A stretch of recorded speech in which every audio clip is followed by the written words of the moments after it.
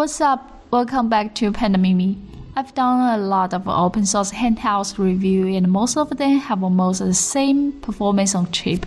But if we skip over it, what else we focus on is the build quality on the console, right? Which looks more promising or which is better in using. What we look at is RG351 Vertical, a portrait console from Anbernic. It packs in a big box. Let's go through it quickly. Firstly, we get the console and a charging cable. But it's a micro USB. Obviously, there must be some mistake. Never mind, this is just a prototype. And we have the user menu. These are all the things included in the box. Actually, I do like to see the one in wood gray, but it's okay, the transparent black appears to be a larger RG300. Whilst it's a little bit bigger than I expected. The dimension is identical to RGB20, it's about the same width as RGB20 but 2 cm taller. Let me check the weight of them. I don't think it's easy to hold a device which weighs nearly 227 grams in hand. Let's assume that if Anbernic will release an aluminum RG351V shortly, leave your comment below and we will wait and see. RG351 Vertical looks nostalgic since it offers a feeling of Game Boy from the rounded edge, the design of mono speaker or slanted select and start button. But it's hard to beyond the classic styling that Game Boy brought to us. I'm happy to see the D-pad and action buttons offer tactile feedbacks. They feel nice to click. This is the F button to allow you to quit again or being used in some, button combination. Color of this indicator will change depends on working or charging. Moving to the joystick, the placement seems awkward. It could do with being raised to the right side a little bit. We have an earphone jack below. Charging and OTG port are here. The dedicated volume rocker is on the left and the power button is on the right.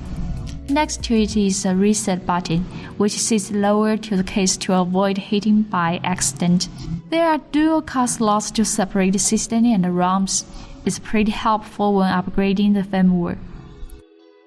With a big capacity, the battery takes a lot of space, so the removed half the case. With the sleek edges, the console looks slightly thinner. But this is not the first for device. Analog Pocket did the same design before. I'm quite satisfied with how the triggers feel. There is a vertical drop that helps to differentiate L from R. They're compact and decent, no rattling. Overall, the device is very nice.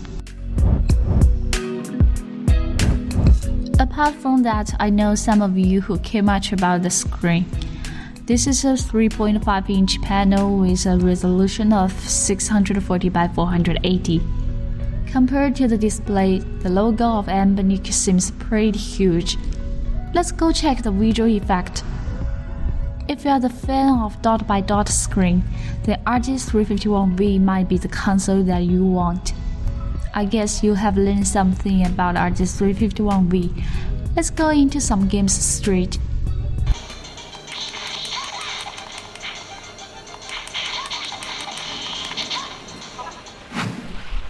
I think I'm a big fan of the D-pad and face buttons now. They are soft but don't feel mushy when pressed.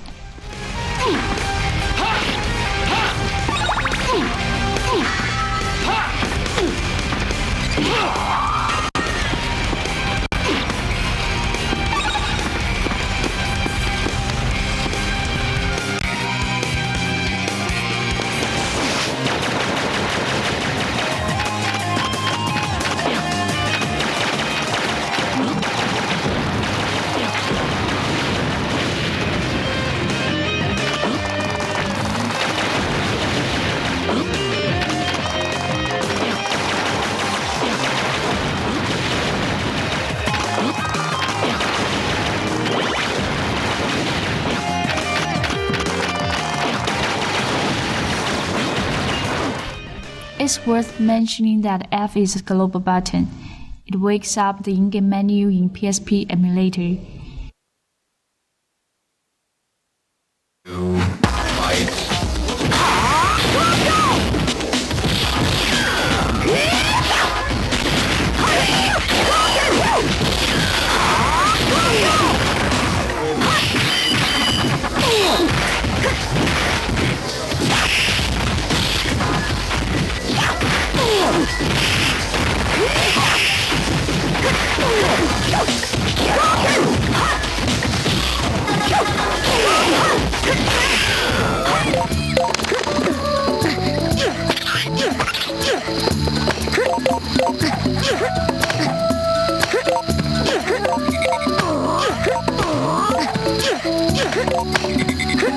Hey, Turk!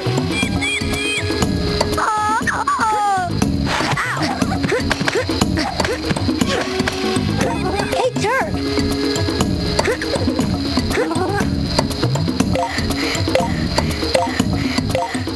In other emulations like PlayStation, F button is usually being held with L3, the analog stick, to quit the game.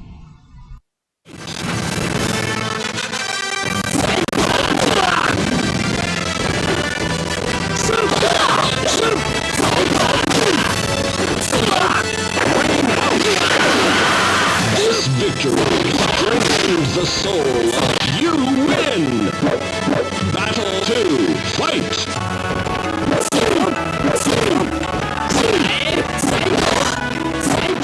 All the buttons perfectly correspond to the actual input.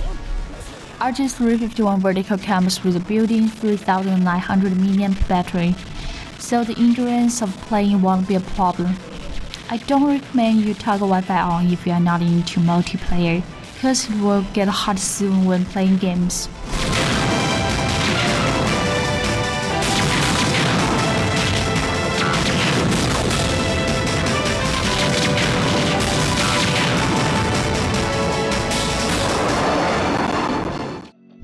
RG351 vertical feels good in terms of build quality and input feedback. If you are expecting a game console, it might be what you want. Now the unit is available on RateChowMini.com. If you're into that, get it. Okay, this concludes our video for today.